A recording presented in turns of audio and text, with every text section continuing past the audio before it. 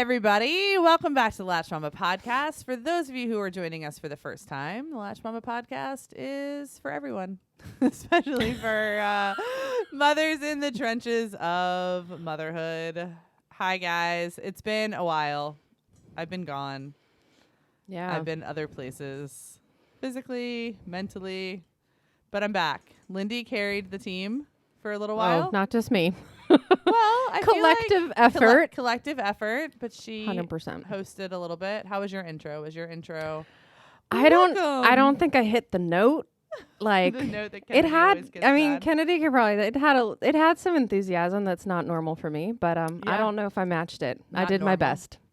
I feel like it's normal. I feel like you have I did my enthusiasm.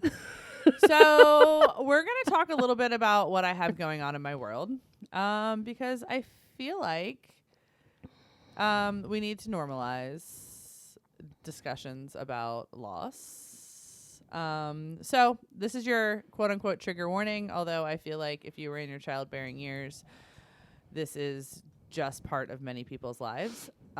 Interestingly enough, Lindy, who is one of my only friends, has never had a loss. So it's a very interesting experience, I think, for her to...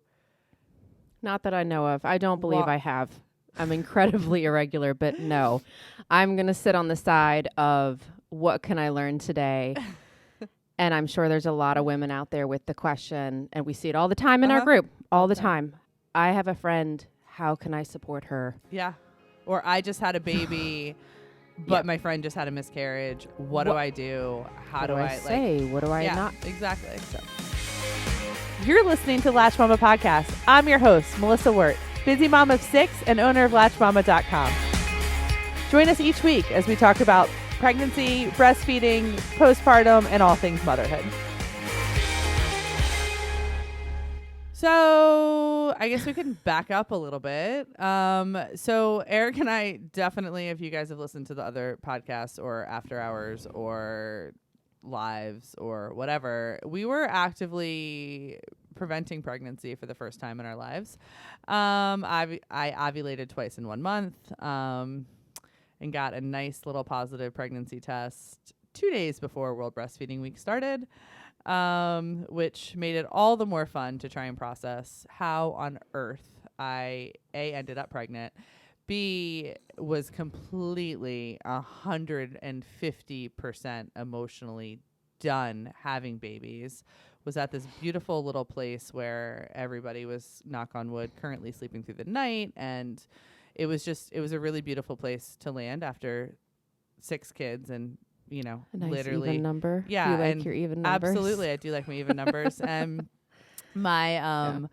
my body was starting to feel like it was back to mine a little bit after it had literally birthed and breastfed babies for the last 11 years. I dreamed of going on vacation with my husband, which we have not ever left our children. There were a whole bunch of things, maybe some of them selfish, but it knocked me on my butt in more than one way. And the good news is that Lindy was, I mean, you were right there beside me through that, and you were a great friend. It was really cute. We'd meet up to walk in the mornings, and she's like, "Where are you at today? Are we celebrating? Are we grieving? Angry? Are we? Because all of it is okay. Yeah. And I mean, I felt every single emotion. But then that little thing starts growing in you and living in you. And you start talking to it, and you start picturing your family with 7 kids. And I did the sneak peek blood test right before he went to the beach. So I found out it was a boy. So Matthew was going to have You did not tell me. So Matthew was going to have a little buddy who was, I don't know, like, I don't know. It's probably too much to talk about the math right now. But so, you know, and then you start talking about names. You just do what you do when you become pregnant.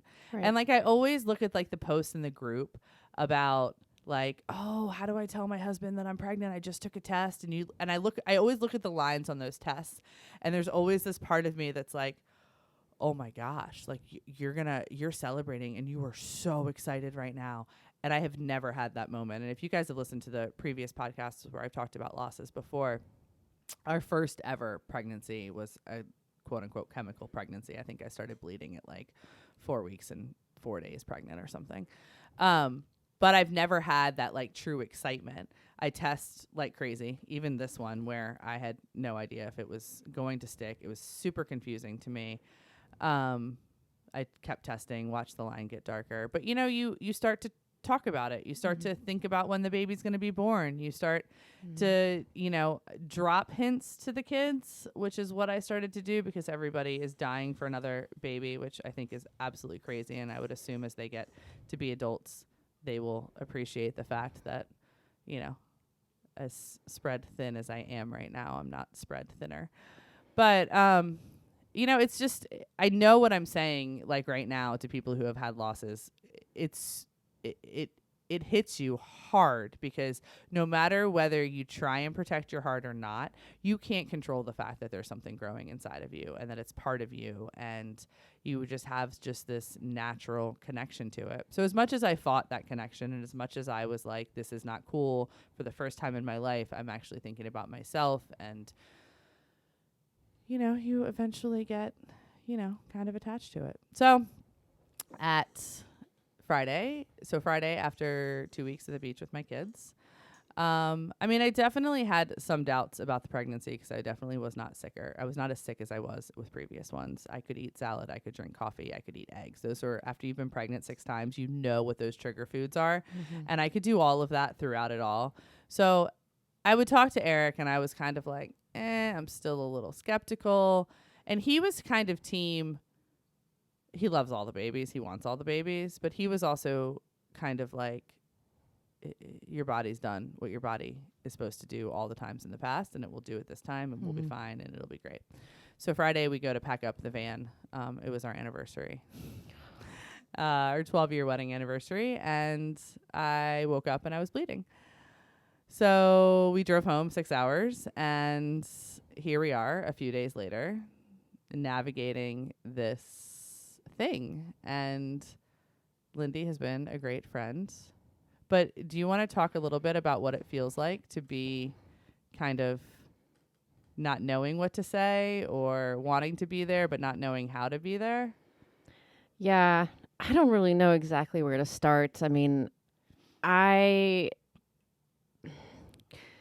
some of the things that I've heard have been said to things, and I don't really, I don't like them. I don't like how they sit. You kind of like, oh, things happen for a reason. And blah, blah, blah. And like, I don't like all those at all. And I think even, I know it's not loss related, but going through the feelings of when I got pregnant with number 5, which turned into 5 and 6, and the feelings that I had for 5 months of working to accept that, and one day angry and one day mad, like, and feeling all the feelings, just coming from a place that I know I cannot truly say I understand, like, because I've never been through that. I've never felt those feelings, but I have seen and walked with you through that. And I really kind of liked that question. And I don't even know if I specifically asked you in that way of saying,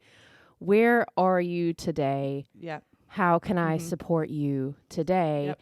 And in knowing that really any feelings are valid, and it is okay no matter where you are on that day.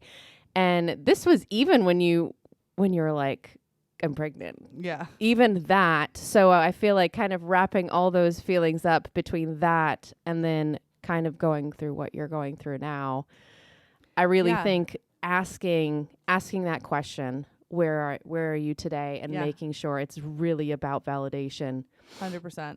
And I think that's what, I don't know. I mean, I think that's such a great takeaway. Like when you haven't been through an experience that somebody else is going through, and it happens all the time. And, you know, I think we're so quick sometimes to try and compare things that we've gone through to what other people are going through, and, you know, try and meet them there or whatever. But just asking somebody where they are, like my therapist has this line, she's like, so where's your heart? And I always freaking, at some point I might be able to answer it. Now I just kind of am like, it's in my heart, it's in my chest, and it's beating. I answer it like a freaking teenager. And I'm sure she's like, oh my God, we've got so much work to do because she can't answer that question. But It's true though. Like when you can literally look at somebody that you're close enough with and say, I don't have any idea. Like what do you need? Like I don't know how to be there for you. Instead of God has a plan and it's all going to work out and you'll feel better soon. And, you know, just listening to them and trying to meet them where they are, I think is such a beneficial thing. And don't give up. You know, I think that that's another thing. Like, be consistent. And, like, if you're not asking intrusive questions, if you're truly just saying, how are you, friend, which is Lindy's, like, favorite morning text message, that whether I'm going through something or not, that's basically what we both wake up to every morning.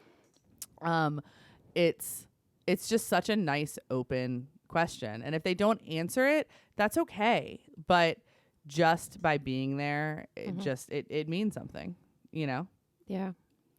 And then I start to think, I don't know if it's because of like our therapy deep dives and things, but I always feel there's this agenda to go places and the end point and the end game and you're going to be, it's going to be okay. Like over there. Like, and I think that's something to remember, like just in everyday and anything, but I think specifically in this, whether it is, you know, you finding out you're pregnant and you have no idea what your thoughts are on it, or you're going through this loss or something like that. Like the end gate, like that does not even need to be in sight. But can we focus on the here and now and kind of... Here's the deal. The here and now has emotion and the here and now has feelings. And nobody wants to do that. And nobody wants to do that. Nobody wants to sit in the feelings. They want the feelings gone and they want it to be back about what we're going to have for lunch or... But if you can be that friend or that support for somebody that literally has no idea what's going on in their heart, in their brain, in... their entire life that day, and you can just be there for them and see what they need in the now. And if they can't even form words about what they're feeling, it is totally okay. We don't need to remind them that it's all going to work out in the end and it's all going to be okay. They don't care about that. It is in the here and now. And I think that's just a good general life daily lesson. Because I do think we're just so rushed as humans. And I think that the miscarriage process, depending on how you go about it, and we were talking about this morning when we were walking, you know, I think some people think, and it's actually, in my opinion, a gift if you do suffer a miscarriage. It's not a gift if you suffer a miscarriage, but the way miscarriages can happen, depending on if you have not ever had one, you can literally wake up one day and you can bleed and it can be over in a few hours. And I've started to think that those type of miscarriages, if you, God forbid, have to have one in life, are such a darn gift, because navigating your options when you do have a miscarriage, or you go in and there's an ultrasound and there's no fetal activity or fetal cardiac activity, or you start bleeding and then you got to figure out what the heck you're going to do, which is kind of what's happened here. Just being aware of the fact that it's a path, just like you just said. Like, this isn't you start bleeding, you check in on somebody, or you check on your friend who is bleeding or your friend who is suffering a miscarriage, and, you know, it's over, and you ask them the next week how they're feeling. It might not be over yet. Like, there are, I mean, not to get too clinical here, but in many cases, there are kind of three options. You know, you can just watch it and hopefully help your body do what it needs to do with just relaxing and allowing your body to do it. There's a drug you can take, which we can maybe or maybe not get into because it's kind of controversial, which is also used for abortions. And then the last option, or one of the options, is a DNC, which is normally done as a surgical procedure. So it's not just as easy as a friend reaching out and saying, I'm losing my baby. And you don't need to necessarily get into, depending on how close you are with them, what their options are or what they're doing. But just be aware of the fact that it's not a straight line. It's not a straight line to the placenta and the fetal tissue getting out of them and then moving on and ovulating next month and having a baby. Like, there can be ups, downs, curves, all sorts of stuff, that it's not talked about enough in the United States, I feel like, and it's not talked enough about in motherhood to really truly grasp what that looks like and the fact that it is a journey. So, like, Monday, when I was telling my therapist that what was happening, it was very clear that what I was trying to do and where I was at is I was trying to basically rank the least traumatic process. And I knew that I'm walking straight into looking at dead products of conception at some point between now. I mean, I guess if I get a D&C, I wouldn't have to see them between now and whenever it happens. But it's picking which one is going to be the easiest to process on the end. And the way I kind of do it with the loss too is that I need to get this physical part out of the way, and I'm sure the emotional part will still be there on the other side. It's kind of like emotional for me, and then I can kind of shut it off, figure out the physical, making sure I get through it fine, and then I'm sure there'll be like depending on how it actually goes down, you know, an emotional aspect to it on the other side. Yeah, and my guess, and this is just my guess, is people on the outside, if you don't know how it works or you have not gone through it, it's pretty easy to look at it as more of a physical process. And you don't see it as it incorporates the mental aspect and so much of your heart. And so I think that's a really good reminder that this is a much longer process and everybody is different. Absolutely. And you can heal from it at different times. And just because that physical, maybe you... It was great and it was fast, but that does not mean that process ends. And I think as a friend, there are so many ways you can be there for somebody to check in. It's done. No, that's probably the smaller of the parts is my guess. And it's interesting because every loss I've had, there's this part of me that feels so much relief once everybody who knew I was pregnant knows that I've lost the baby. And it was funny. I felt such a sense of relief on Monday because the list was done. Everybody knew. And some people got, a couple people on here at Latch Mama that knew got slacks. My mother-in-law got a text. My mother knew I was bleeding when I left the beach. Eric knew immediately. You knew pretty quickly. My midwife was going to walk me through it all. But once that last person was checked off the list on Monday, it's like this sense of relief because then you can just kind of do your job and there's not like this. And some people, I guess, probably wait until the end or do it when they can do it. But it is one of the most, for me personally, one of the most emotionally draining aspects of it because you don't want people to ask about how your pregnancy is. So you kind of want them, in my opinion, so I want them to know that it's over.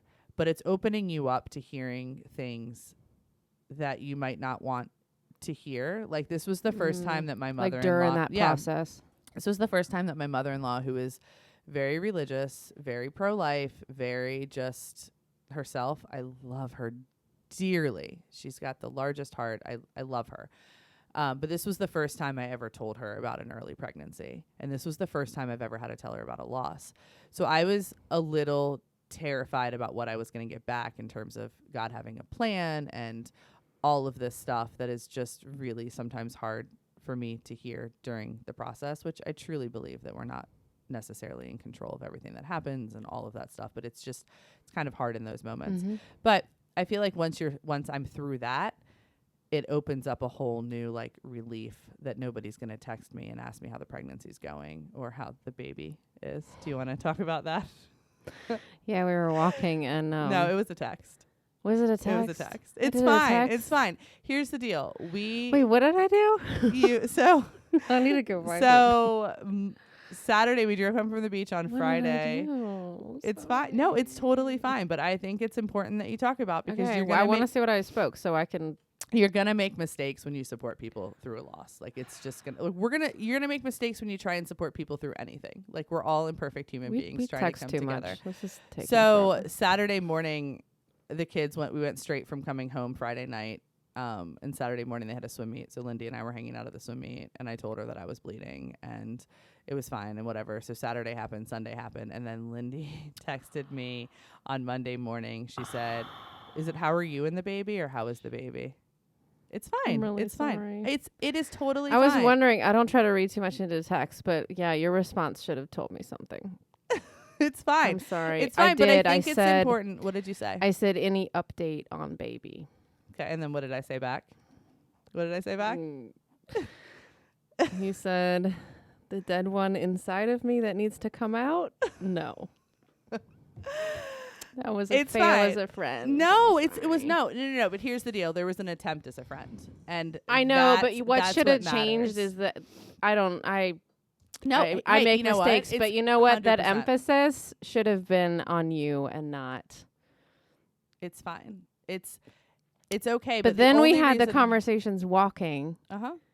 And what were you more comfortable with at that point? I think this is person to person. Yeah, so I think you 100% just it's communicate person to with your person. friend or with your loved one or Yeah. whatnot and find out what wording supports them. So yes? Yeah. No, absolutely. And the Okay. only reason why I wanted to bring that up is because people are going to make mistakes, especially when they're trying to support you. And if that is one thing that I have learned recently, it's that people are going to show up, and when you let people show up, they're going to mess up sometimes. And it's greeting that mess up with compassion and understanding and realizing that we're all imperfect human beings trying to support each other. But here's the deal. I think for some reason you were going in to see Nancy to do a Doppler. I don't know. Regardless, it was fine. I will.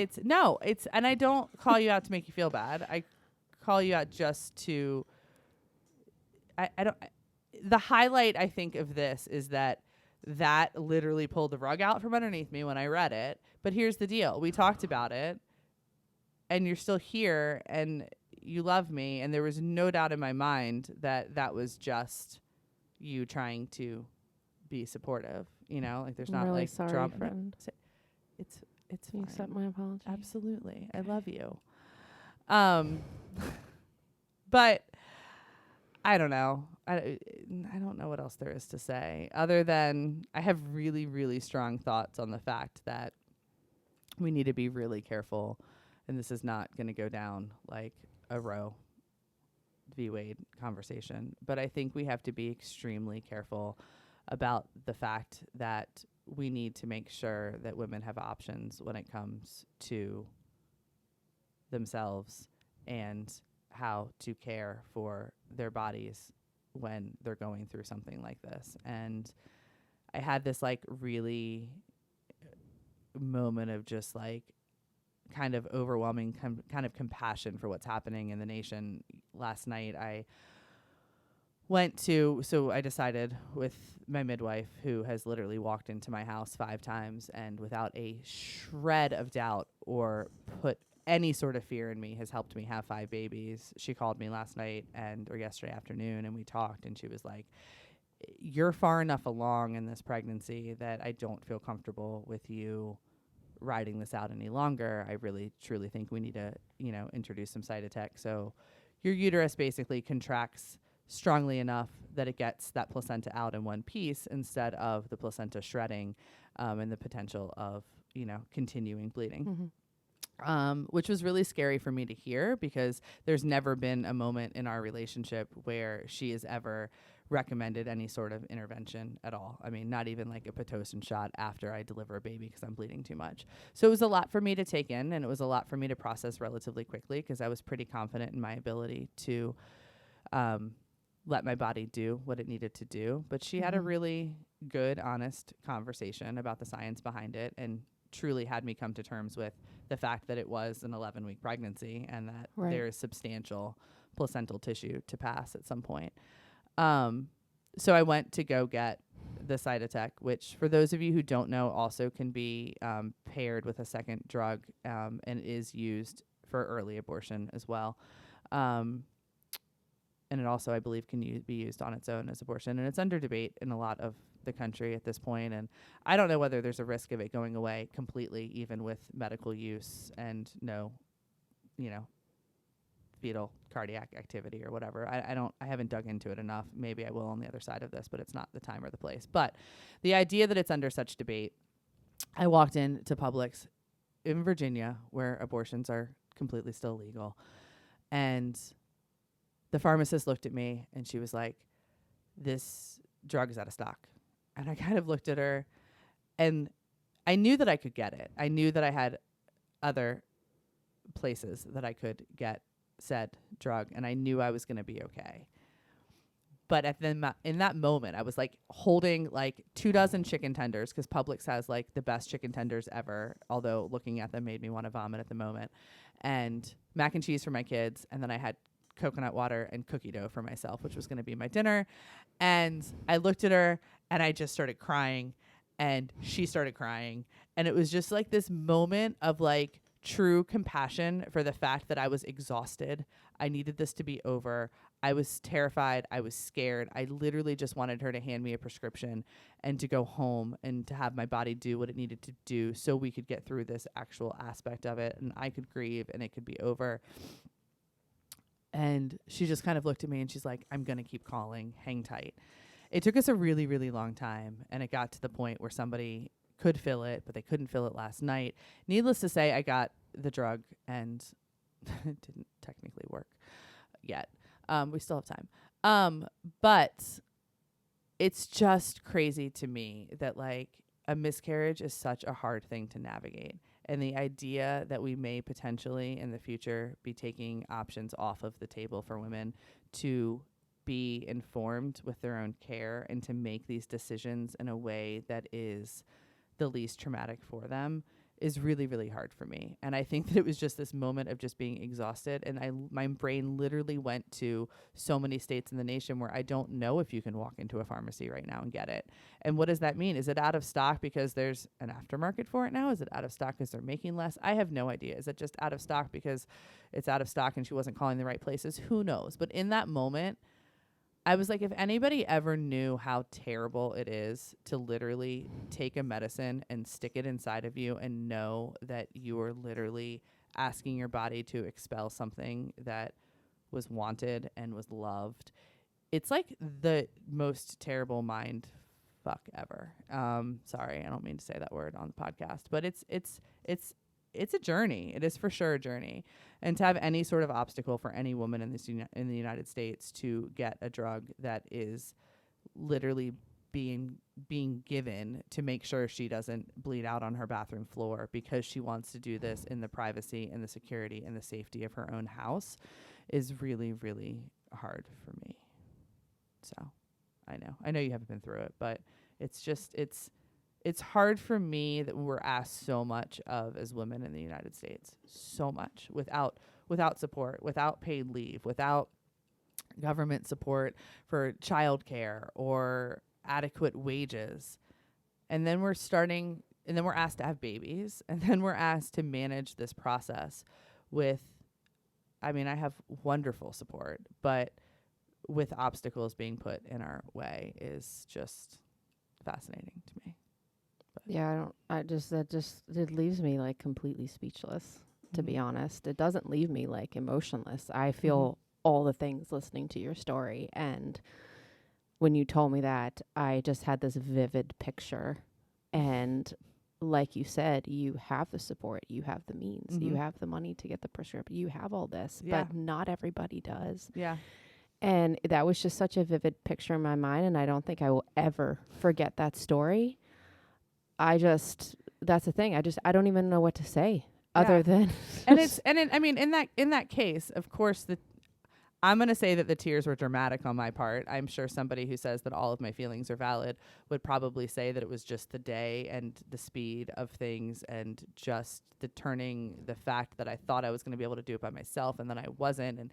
And how was I going to get 6 kids to bed? And what was the night going to look like? And was I going to be sleeping on the bathroom floor because I didn't know how much pain I was going to be in? And what is this thing that's eventually going to come out of me going to look like?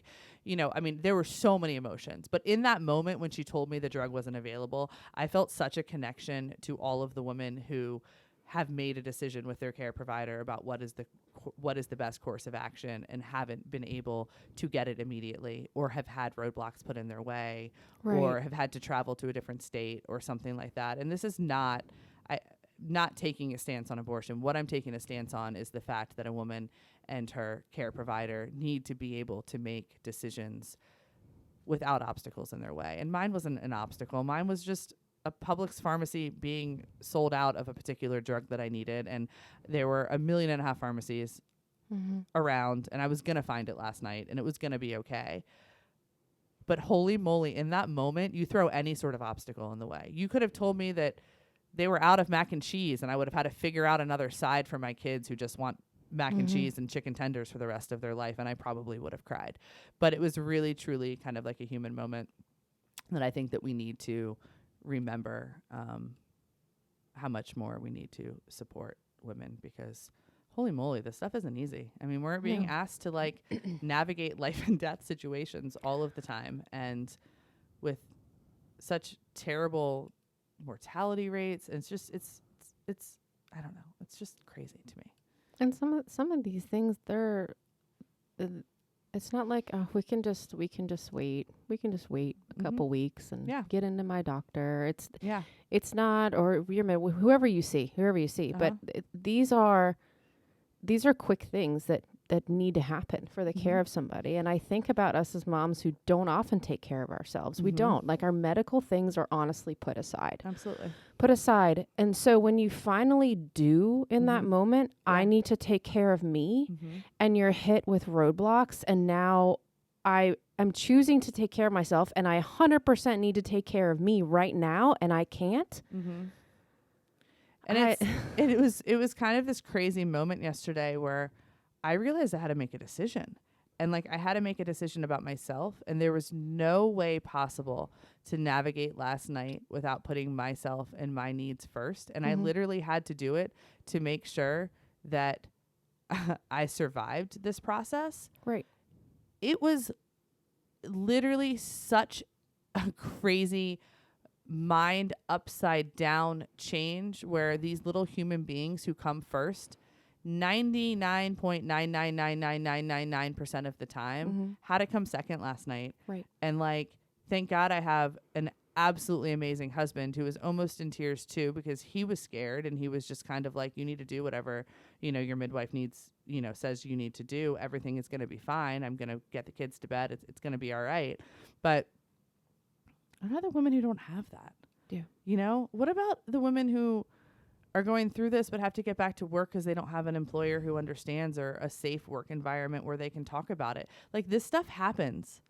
Miscarriages happen. Unexpected pregnancies happen. And we're not in a society that is set up, to support, to love, to care for. So I guess the moral of the story, is kind of twofold. One of which is like, if like my legacy of leading this company and this community is anything, it's literally that like, you can't ever look at somebody and ever know, unless you're super close to them, what they're going through. Like, you have no idea. And the fact that somehow in August, while I was navigating all of this stuff and all of the drama that was happening, and reading some of the most terrible things I've ever read about myself on the internet, or ever read about myself in general, and having the largest in revenue month in company history, all of this while I'm trying to literally grieve and realize that we're having another baby, which I'm sure some people would never understand grieving a positive pregnancy test, but it was a lot for me. And now here, it's just kind of one of those things that like, you're not going to be privy to somebody's life. You're not. And the idea that we just kind of show up and in a moment you have the decision to be kind or critical. And I would just challenge everybody to, just in those moments where you choose to be critical, is offer kindness instead. And you can't always, show up and pay for somebody's coffee, or pay for somebody's Chick-fil-A, or do these random acts of kindness. But mostly every single human being has the opportunity to smile. You have the opportunity to be kind. You have the opportunity to, choose the kindness over being critical, because you have no idea what they're processing, right. Especially when you just have a social media relationship with them, or especially when you just have a, kid drop off in the morning thing. I read all these things about why people are slow at, preschool drop off, and why the car line's so long and whatever. You have no idea. You have no idea what they're going through. Right. I'm sorry. I'm going to get heated because I just feel like we just can almost fix America and motherhood by literally just slowing down and realizing that you have no idea what somebody's story is. I say to my kids as well, if you can feel whatever way you want to feel, that is okay. But if you don't have anything kind to say, or uplifting, because like that's really just what we need to do each day. don't say anything at all. Yeah. Just keep it to yourself. We don't need to spread that. Yeah. But in the same way, I guess my other takeaway from all of this is even if you don't know how to show up, just show up. You know, You gotta try. I just ragged on Lindy for the baby comment, but she could have said anything. She could have made a God comment. She could have said it all happens for a reason. She could have said anything, but the fact that she showed up, it makes it all worthwhile in my mind. So try your best. Try not to say those really ridiculous things like it's all going to be okay in the end and, you know, whatever. And if you don't know how to show up, there's a pretty easy solution. Say, how can I show up for you today? Yep. Absolutely. There you go. Yeah. Like, what do you need from me? Yes. How can I support you? What would help you today? That is it. How many years of therapy is it? A lot. It's good. Probably though. a lot more. It's good. It's good. It's free. Okay. It's free advice. It's free taking what we have all been said and give it back out there because it's going to change your life and change friendships and all that. So maybe I'll update you guys on how this whole saga ends, but just be there for each other. Be kind. Be compassionate. Bye.